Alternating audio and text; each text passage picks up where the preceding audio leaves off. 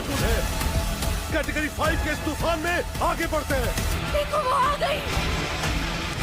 ऐसा तुमने पहले कभी नहीं देखा होगा।